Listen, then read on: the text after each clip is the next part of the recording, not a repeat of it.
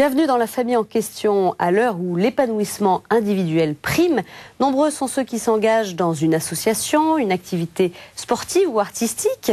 Alors comment, quand on est en couple, trouver l'équilibre entre le temps pour soi et la vie à deux ? L'engagement extérieur est-il une fuite ou un moyen d'enrichir le couple? C'est ce que nous allons voir aujourd'hui. Pour en parler, je reçois Ariane Valtier. Bonjour. Bonjour, Stéphanie. Alors, vous êtes mère de famille et éducatrice au Clair Amour et Famille. Vous nous direz comment vous jonglez entre cet engagement et votre vie de couple. À vos côtés, on reçoit Annie de Butler. Bonjour. Bonjour. Alors, vous êtes psychanalyste et thérapeute de couple. Vous avez publié Le couple à l'épreuve du temps aux éditions RS. Enfin, on retrouve notre chroniqueur Jean Villeminot. Jean, bonjour. Bonsoir Stéphanie. Alors, vous êtes diacre et père de famille. Vous accompagnez beaucoup de couples. Vous nous apporterez votre regard sur ce thème tout à l'heure. Avant d'aller plus loin, un reportage. Ariane, vous êtes donc éducatrice et ce depuis plusieurs années, une activité prenante qui a demandé des ajustements, comme on va le voir dans ce reportage de Sybille Delettre. 8h30, dernier préparatif. Ariane va intervenir dans une école avec 3 autres bénévoles de son association. Éducatrice au Clair Amour et Famille, elle se rend auprès d'adolescents pour parler d'éducation affective et sexuelle. Alors ça m'apporte une ouverture sur la jeunesse qui est merveilleuse. Rencontrer à chaque fois des groupes de jeunes différents, d'âges différents, ça fait CM2, collège, lycée, donc c'est une grande variété. Ça m'apporte beaucoup de recul par rapport à l'éducation que nous on donne à nos propres enfants. Ça me donne un lien avec les jeunes qui est particulier. C'est très différent de la famille, c'est très différent des amis des enfants. Et ça m'apporte un travail en équipe très important. Cet engagement associatif a commencé il y a 15 ans. Mais avec la naissance de son dernier enfant, Ariane a pris un peu de recul. Une demande de son mari qui a pu pâtir un temps de ce bénévolat. C'est vrai qu'à un moment, on a constaté que c'était très prenant et que les enfants plus le Clair, on n'a plus beaucoup de temps de se voir, qu'elle avait des rendez-vous le soir, elle avait des... À un moment, c'est vrai. Moi, j'ai trouvé que le moment qui nous restait à nous, une fois que les enfants étaient au lit, parce que c'était petit, hein, à 8h30, 9h, tout le monde est au lit, c'est bien pratique. Mais à cette heure-là, elle avait des engagements et elle repartait. Et j'ai trouvé qu'on n'avait pas assez de moments pour se voir pour nous. Donc, j'ai demandé d'en faire un peu moins, de faire un peu moins le soir pour qu'on puisse garder du temps pour nous. Petit à petit, le couple s'est adapté et a pris ses marques autour de cet engagement associatif. Pour que tout fonctionne bien, Ariane a fixé ses propres règles. Le principe est simple, 2 jours par semaine pour le Clair et pas de bénévolat le soir et le week-end. Un mode de fonctionnement qui lui laisse du temps qu'elle met à profit pour un autre engagement associatif. Un engagement à 2, avec son mari. Un jeudi sur 2, ils animent un groupe de prière, une manière enrichissante de vivre leur couple. Les deux ont une valeur particulière. Et je trouve que l'équilibre de notre ménage, il est fondé sur les deux. Sur le fait que d'une part, elle puisse avoir des activités qui lui donnent une ouverture sur le monde, comme moi, mon activité professionnelle me donne une ouverture sur le monde.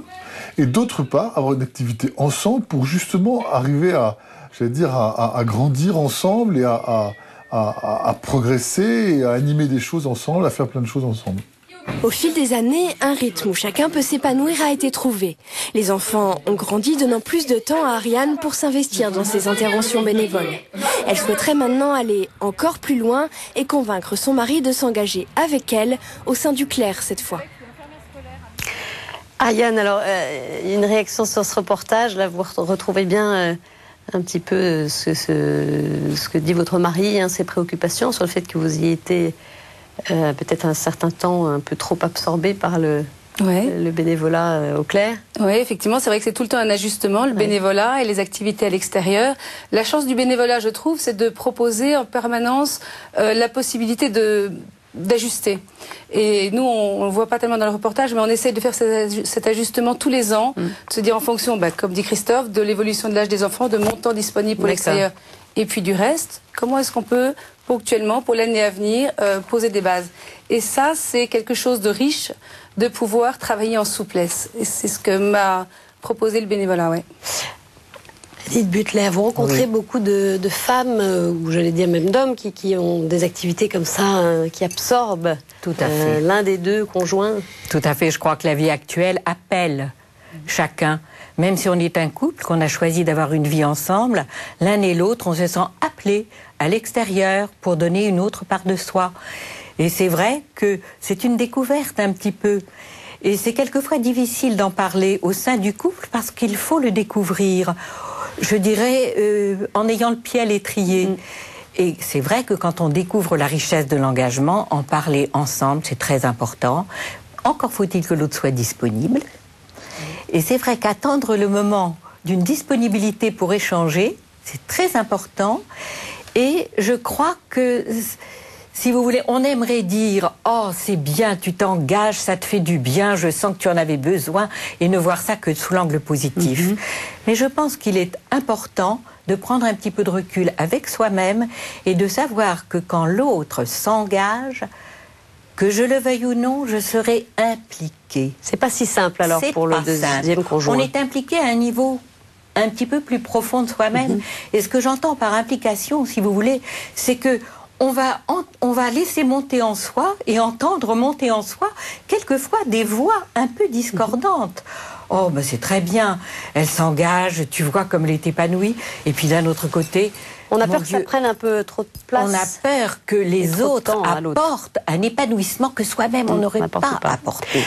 Et ça fait quelquefois un peu peur. Ariane, alors comment est-ce que votre mari a réagi quand vous lui avez dit, ben voilà, j'aimerais bien m'engager comme éducatrice, faire quelque chose hors de la maison? Qu'est-ce qu'il vous a dit? Ce qui est intéressant dans ce que dit Annie, c'est que justement c'est important, je pense, ça a été important pour nous que mon activité, le choix de mon activité soit parlante pour lui. Et que ce soit quelque chose... Donc il a bien accepté? Oui, que le choix de cette activité lui convienne aussi. Il vous a soutenu? Il m'a soutenu parce que ce que je fais lui semble aussi intéressant. Donc dans ce choix-là, c'est important. Et pour le reste, il m'a aidé à le faire. C'est pas toujours facile. On avait vraiment des petits à l'époque.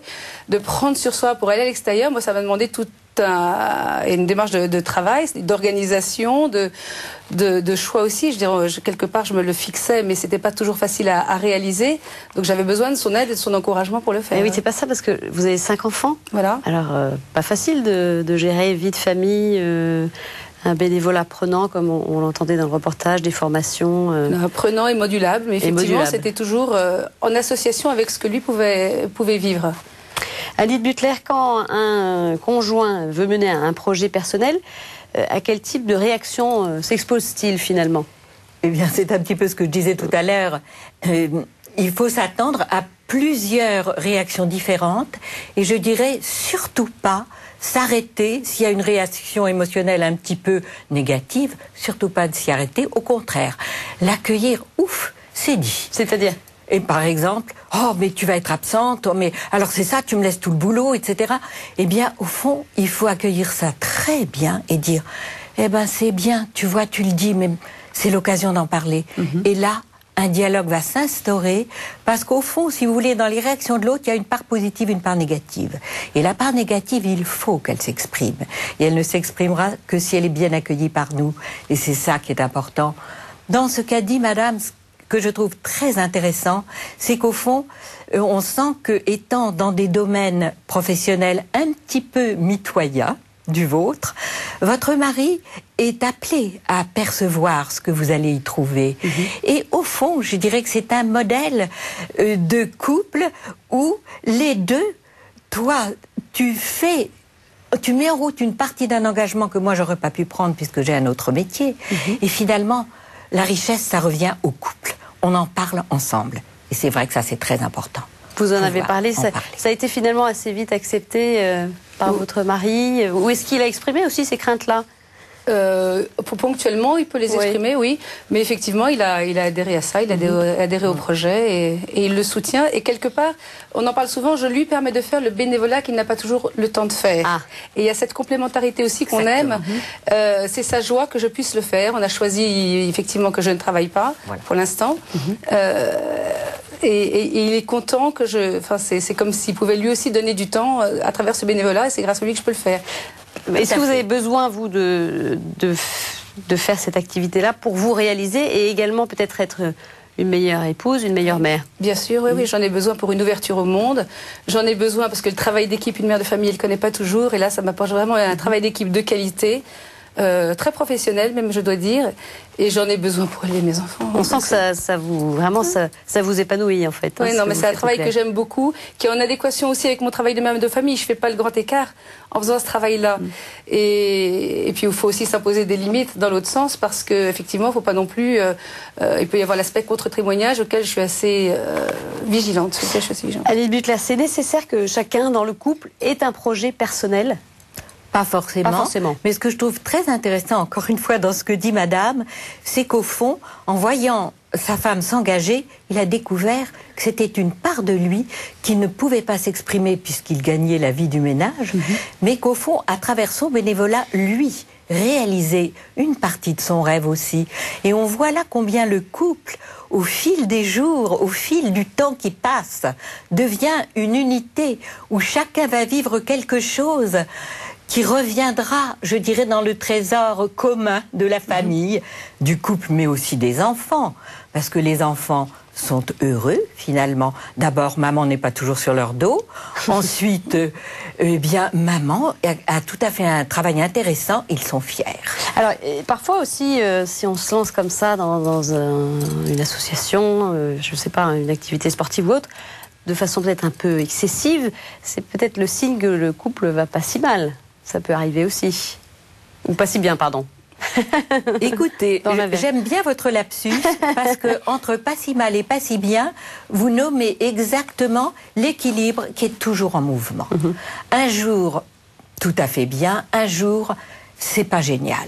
Et cet équilibre-là, il faut le regarder franchement, parce qu'au fond, il est aussi prometteur d'un avancement. On va avancer ensemble, grâce justement à la capacité de se dire un petit peu les choses agréables ou moins agréables et de les vivre ensemble. Alors vous, Annie Butler, en tant que thérapeute, comment est-ce que vous accompagnez ces couples justement qui peut-être ont ces difficultés-là d'ajustement, d'équilibre, de se retrouver? Comment vous les aidez? Alors écoutez, je pense que je les aide à la fois parce qu'ils m'apportent beaucoup, et je vais vous dire tout de suite, sur l'engagement, la semaine dernière, dans mon cabinet de consultation, j'avais une femme qui disait qui reprochait à son mari, écoute, l'autre jour, j'ai préparé une jolie table parce que c'était la fête d'un de nos enfants, et tu as fait une tête pas possible, tu as trouvé que j'en sortais trop, que c'était pas la peine de faire tout ça. Et la semaine d'avant, quand on a été reçu par notre cousine, tu n'arrêtais pas de lui faire des compliments sur la jolie table. Alors quand c'est elle, tout est beau. Quand c'est moi, je ferais mieux de rien faire. Mais ça, c'est pas tellement lié aux engagements des uns et des autres. Parce qu'il lui a répondu, en la regardant bien en face, tu vois, dans ce que vit notre cousine, je ne suis pas engagée, je ne suis pas impliquée. Mais dans ce que tu vis, toi, je me sens complètement impliquée et je réagis au premier niveau. Donc, vous voyez combien l'implication dans ce que fait l'autre peut quelquefois faire sortir, si on n'en a pas conscience, des émotions négatives. Donc, dans l'engagement de l'autre, je suis impliquée, que je le veuille ou non. Donc, et voir cette implication, c'est anecdote. Et alors, Ariane, vous, votre mari, donc, on l'a vu dans le reportage, a voulu au bout d'un moment que vous fassiez une activité tous les deux. Oui. C'était quoi le sens de cette démarche-là? C'était de vous retrouver un peu plus? C'était que c'est chronophage, une activité bénévole en général, je crois que je suis pas la seule à le dire. Que quand j'ai commencé ma formation, les enfants étaient petits et le peu de temps que j'avais à donner à l'extérieur, il était pris quasiment par la formation.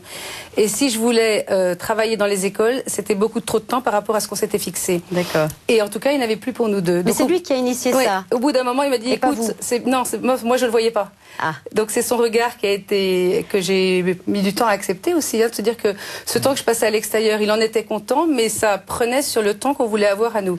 Donc on a choisi d'arrêter.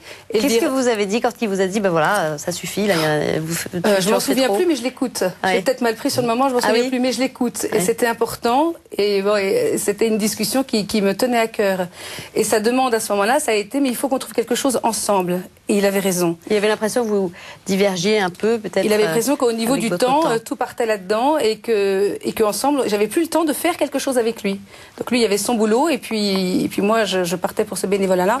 Voilà, donc on a arrêté, on a réfléchi, et on a effectivement changé notre fusil d'épaule. Annie Butler, il faut négocier du temps pour le couple, c'est nécessaire pour que ça s'équilibre?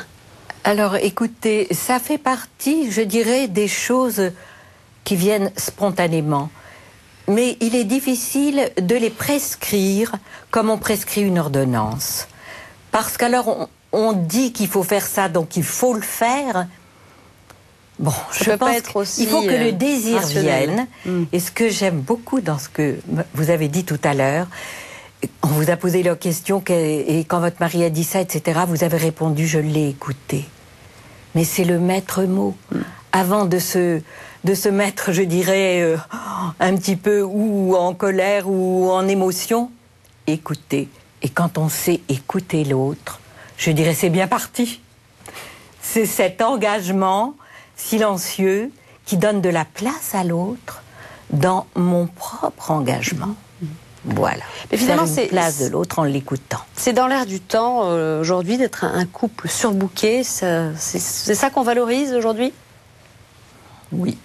Ça, je peux pas dire le contraire, c'est vrai. Bon, je pense qu'on est dans un mouvement de civilisation, j'en parle dans mon livre, qu'on a du mal à freiner. C'est le mouvement de la consommation. Et c'est vrai que là, vous entamez un autre chapitre, hein, c'est que on consomme du couple et on zappe d'un couple à un autre couple, parce qu'on est entraîné dans un mouvement sans fin et on n'a plus le temps de s'écouter et de vivre ensemble un projet dans le temps. Ariane, vous avez le sentiment d'avoir trouvé aujourd'hui le bon équilibre, le bon ajustement? Non, non, je n'ai jamais trouvé le bon équilibre, mais il est toujours sur le plan de travail, le bon équilibre. Oui. C'est un travail quotidien, en fait. Oui. Il y a les grands principes, hein, garder 2 jours par semaine pour le clair, et puis il y a la pratique, qui est qu'effectivement les formations sur le week-end, les réunions intéressantes sur le week-end. Donc tout se négocie effectivement presque au jour le jour, et il y a un rééquilibrage à faire et des compensations à faire permanentes. Particulièrement vis-à-vis des enfants, pour pas pour pas vivre ce contre-témoignage qui me tient vraiment à cœur. Et comment ils le vivent, vos enfants, alors, même si ça permet de moins être sur leur dos, hein, mais qu'est-ce qu'ils perçoivent de votre engagement extérieur? Il faudrait leur demander. Oui. Qu'est-ce qu'ils vous disent? Ils en sont contents, ils en sont quelquefois fiers, parce que c'est, voilà, on peut avoir des discussions, et c'est des discussions qui les touchent, parce que c'est au sujet des jeunes. Et la limite, c'est qu'il ne faut pas trop que j'apporte ça, parce qu'il y a leur vie à eux, et qu'on ne va pas faire du copier-coller. Donc ça demande aussi un autre effort, pour moi, c'est un effort d'essayer de trouver d'autres centres d'intérêt. J'aime ce travail-là, j'aime ce métier-là, mais de m'obliger à avoir d'autres centres d'intérêt à l'extérieur, pour que ce ne soit pas que ça, et avec eux et avec les autres. Hein. C'est vrai de toute profession, c'est vrai de tout engagement. Vous avez peur que ce soit un peu excessif? J'ai peur de me laisser piéger par l'intérêt de ce travail, le nombre de lectures que ça demande, le nombre de rencontres. Oui. Donc voilà. C'est un peu une passion finalement. Oui, c'est intéressant, c'est très intéressant. Oui, puis on a un travail d'équipe qui est très stimulant et quelque part ça n'a pas de fin le travail d'équipe. Donc voilà, il y a une vigilance qui est intéressante. Annie Butler, finalement, comment équilibrer cette vie de couple et le temps pour soi? Je pense que, encore une fois, je vais rebondir sur les paroles de ma voisine qui dit que c'est à réajuster en permanence. Et ça, c'est tout à fait vrai. C'est important parce que chacun va faire un réajustement personnel, à sa façon. Et ça dépend de l'autre. Et ce sera jamais une recette la même pour tous les couples. Chacun a je dirais, créer. Vous savez, un couple, c'est une création au quotidien. Et on a toujours, je dirais, à ouvrir son écoute là où on ne s'y attendait pas. Et quelque chose arrive de la vie, qui vous bouscule, qui fait sortir de vous des émotions que l'autre ne connaissait pas. Il va falloir en parler. Donc c'est vrai que c'est un travail au long cours. Et bon, l'importance pour que l'embarcation tienne sa route, c'est qu'il y ait ce climat de confiance et d'échange, hein, ça c'est vrai, qui accepte de l'autre et, je dirais, les moments agréables et aussi les moments plus difficiles à dire, c'est important. Ariane, alors, juste pour terminer, quel conseil vous donneriez aux téléspectateurs qui nous écoutent et qui peuvent être aussi un peu triturés entre un engagement prenant, passionnant, et puis aussi la nécessité de ne pas laisser de côté le couple? Oui, moi je pense toujours cet élément de pondération dans cet équilibre, mais j'ai vraiment envie de garder cette joie de la gratuité. Il y a vraiment une grande joie de la gratuité et à pas hésiter à être bénévole, parce que c'est quand même un des signes d'espérance aujourd'hui de voir que tant d'associations sur tant de registres différents stimulent tant de créativité, tant de dons de soi aux autres. il y a une joie à travailler gratuitement. Moi, j'ai envie de dire, faut pas hésiter à le choisir quand on peut. Oui. Et puis, c'est bien aussi d'avoir une activité à deux. Ça, c'est merveilleux. Merci à toutes les deux. Alors, Jean, quel est votre regard, vous, sur ces couples occupés? Moi, j'ai été passionné par le bon sens d'Ariane et la compétence d'Annie qui a su mettre les mots, mais je suis quand même un peu insatisfait par ce que j'ai entendu. Parce que je voudrais, moi, prendre la dimension spirituelle ou mystique, si vous voulez, du couple. Un couple, c'est un don donné. L'amour, c'est un don donné. C'est le don des époux. Et un don n'est vrai que s'il est donné, que s'il est ouvert à l'extérieur. Mais il faut mettre les choses dans l'ordre. C'est d'abord le don des époux, en sachant que ce don des époux, le critère de vérité, c'est effectivement qu'il est ouvert sur l'extérieur. Alors pour le couple, c'est vrai que l'ouverture à la vie est un des signes, mais il n'y a pas que ça, il y a aussi les engagements extérieurs. Et donc je pense que il faut mettre les choses dans l'ordre, en disant il y a une source de toutes mes activités. Moi, je sais très bien quelle est ma tentation de diacre. C'est de ne pas puiser à la source qui est l'amour de Geneviève, pour moi, qui est à l'origine de ma vocation, de ne pas puiser à cette source, soi-disant pour Dieu ou soi-disant pour mes frères, d'aller m'occuper de mes frères, c'est une sainte chose. Mais si je fais ça, je sais que je vais au diable. Et alors, le problème du temps à deux, bien sûr, une activité à deux, c'est important. Mais il y a ce temps de la gratuité du temps à deux dans l'inutilité. Je dis souvent aux couples, si vous ne roucoulez pas, vous êtes comme des chrétiens qui ne prient pas. Roucouler sans aucun autre objectif que vivre effectivement ce don mutuel, car le jour du mariage, je n'ai pas dit à mon épouse, je te donne de mon temps, je te donne de ma tendresse, je te donne de mon équilibre, je te donne de mon argent, mais je me donne.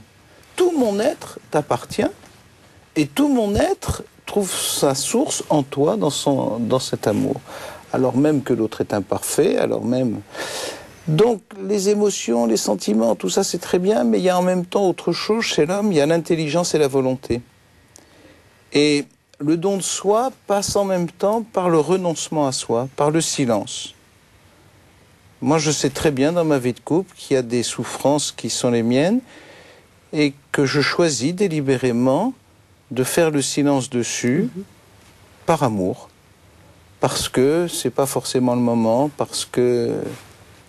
Et donc je crois que, vous voyez, la première chose qu'il faut dire au couple, c'est roucouler. Ayez ces temps gratuits où je suis moi pour toi et toi pour moi, sans aucun autre objectif que de se donner l'un à l'autre dans l'amour.